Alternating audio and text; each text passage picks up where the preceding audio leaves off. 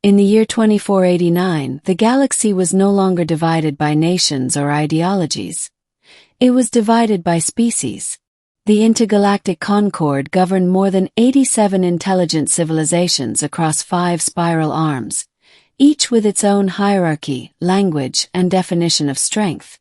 Among them, the Varkon Dominion reigned supreme.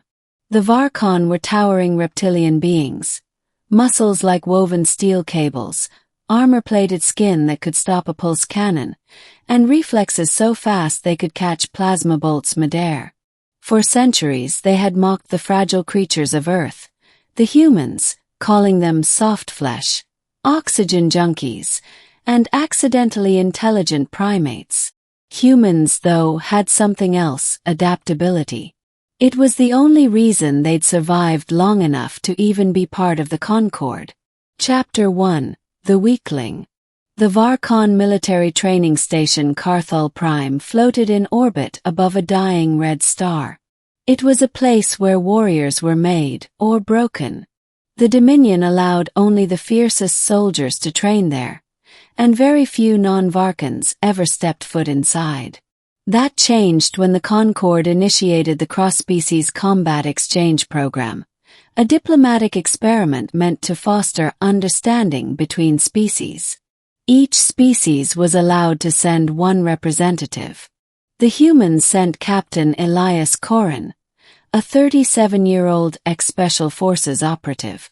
When Elias first stepped into the main hall of Carthol Prime, hundreds of alien eyes turned toward him. At 6 feet tall and weighing less than 90 kilograms, he looked pitiful beside the Varkans, who stood close to 10 feet and weighed 4 times as much. Laughter erupted from the crowd. One particularly large Varkon, his scales a metallic shade of green, stepped forward. His name was Commander Diarekul Voran, the station's champion. "Is this the human?" Diarekul's voice was like thunder rolling through metal. "This is the creature who bleeds if you breathe on it too hard." Elias didn't flinch. "That's me." The room roared with laughter. Diarekul sneered. "Tell me, Fragile One, when your species fights, do you use your tears as a weapon?" "Sometimes," Elias replied coolly. "Depends on who's watching." The laughter stopped. Diarekul's slitted eyes narrowed. In the Dominion, mockery was expected, but disrespect was not. Chapter 2: Training Days. The following weeks were brutal. Every day, the alien recruits underwent combat drills designed to push even the strongest to collapse.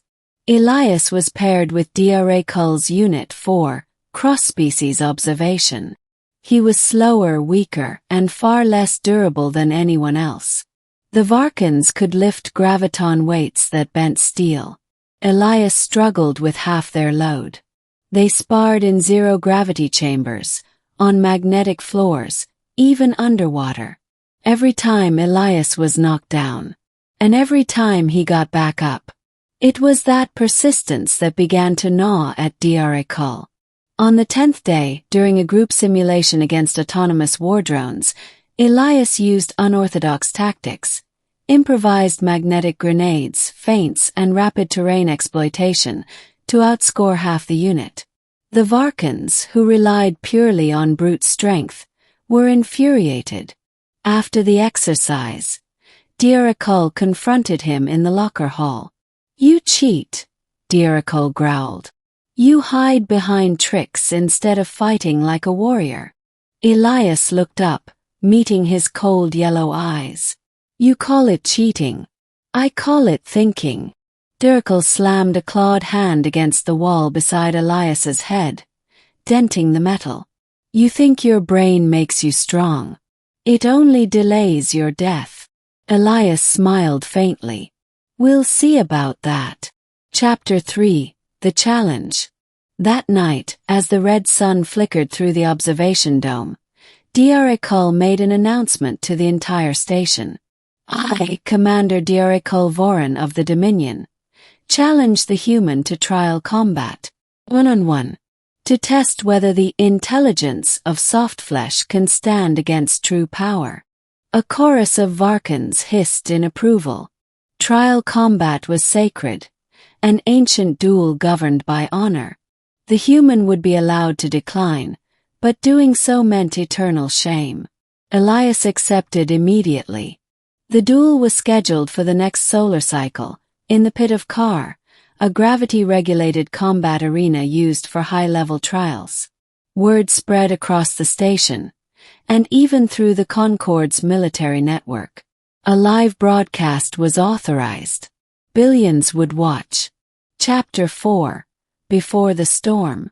The night before the fight, Elias sat alone in his quarters, reviewing Diarekul's combat footage. Every move, every stance, every weakness. The Varkan's technique was perfect. Too perfect. He relied entirely on predictability. Power, precision, repetition. No improvisation. A knock came at the door. It was Sarah Loon, a half-human, half-Andari scientist assigned to the program. "You don't have to do this," she said softly. "Diarekul has killed opponents in trial combat before. If you die, the Concorde will call it an accident." Elias shrugged. "Someone has to show them we're not just meat." Sarah frowned. "And if you fail?" He looked at her, eyes calm and unwavering. "Then I fail loudly enough that they remember the sound." Chapter 5. The Arena. The Pit of Kar was vast, a circular amphitheater surrounded by energy barriers that shimmered like molten glass. The floor shifted textures randomly. Stone, sand, metal, ice. It was designed to test adaptability. Diarekul entered first. His armor forged from obsidian plates etched with the Dominion crest. When he roared, the crowd echoed it like thunder. Elias entered wearing only a flexible pressure suit and light exoskeleton, a human design meant to enhance reaction time, not strength. Compared to Diarekul's towering presence, he looked insignificant. The announcer's voice boomed through the arena. Trial combat initiated. Lethal force permitted. Begin. Chapter 6. The mockery. Diarekul charged like a meteor. The ground shook beneath his steps. His first strike, a downward hammer blow, was so fast that it created a sonic boom. Elias rolled aside, narrowly avoiding the impact. "Run, little mammal," Diarekul jeered. "Run before your bones turn to dust." Elias didn't answer. He stayed light on his feet, dodging and weaving, studying. Diarekul swung again, claws slicing through air where Elias had just been. The human kept moving, conserving energy. "Coward!" Diarekul bellowed, driving his tail into the ground to steady himself. "Fight me!" Elias smiled faintly. "I am." For 10 minutes, Diarekul dominated the fight, landing glancing blows that sent Elias crashing into the energy barriers. The crowd chanted Diarekul's name. Every time Elias got up, Diarekul mocked him more. "You humans are fragile. You only survive because we allow you to." Elias spat blood onto the floor and raised his hands. "You talk too much." Chapter 7.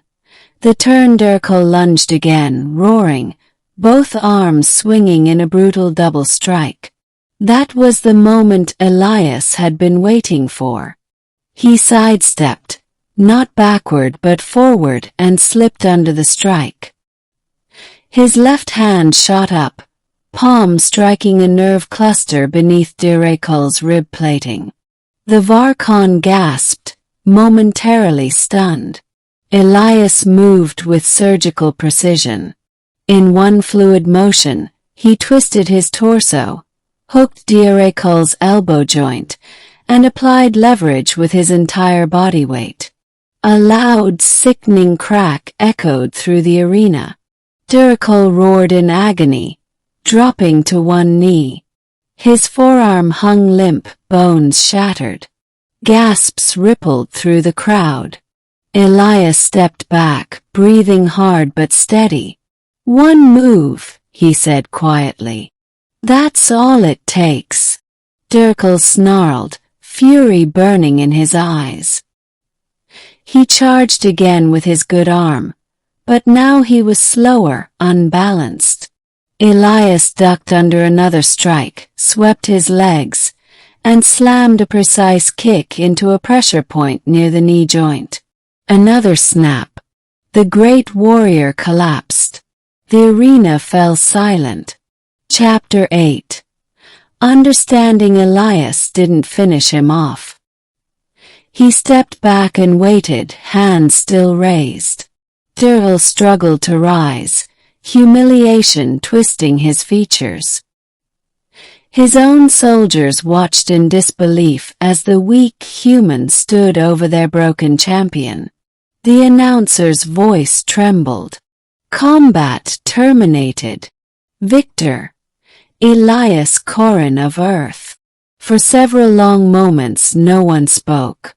Then slowly Duracell lifted his head. His breathing was ragged, but his voice was clear.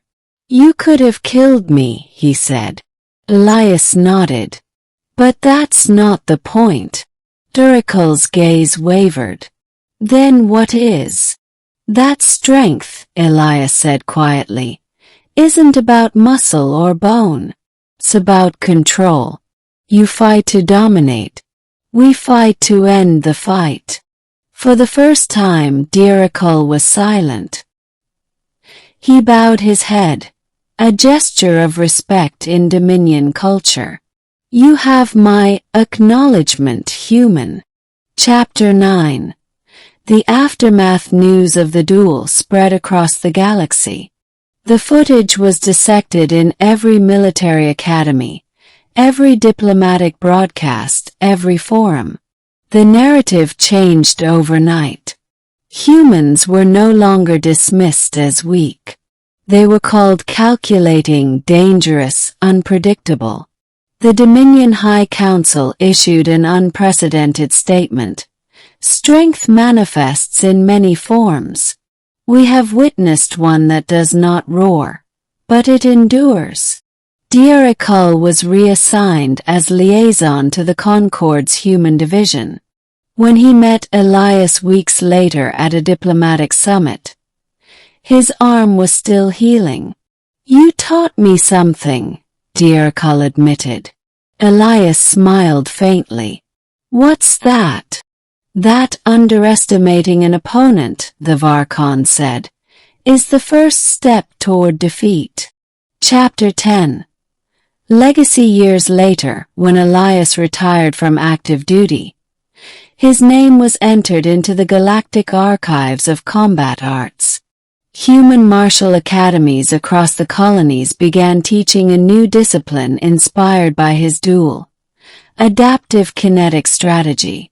The course's first lesson was simple: muscle is predictable, mind is not. Duracell, now a respected ambassador, attended Elias's final address at the Concord Academy. As Elias spoke to the recruits, humans, Varkans, and dozens of other species, he repeated the words that had defined that day in the arena. "Never confuse quiet with weakness. The ocean looks calm until it drowns you." The hall erupted in applause. Afterward, Duracell approached him. "You know," the Varcon said, "some of my kind still call you fragile." Elias chuckled. "They can. Fragile things break easily, but when they don't, that's what scares them." Epilogue. Centuries later, when historians of the Concord looked back on the age of interspecies rivalry, they called that duel the lesson of Carr. They said it marked the beginning of true understanding between power and intellect, muscle and mind. And in every military academy across the stars, above every training chamber, the same words were etched into the walls. He mocked the human for being weak. Then the human broke his bones in one move. And with that one moment, humanity's place among the stars was no longer questioned. They were not the strongest, not the fastest, not the hardest. They were simply the most dangerous.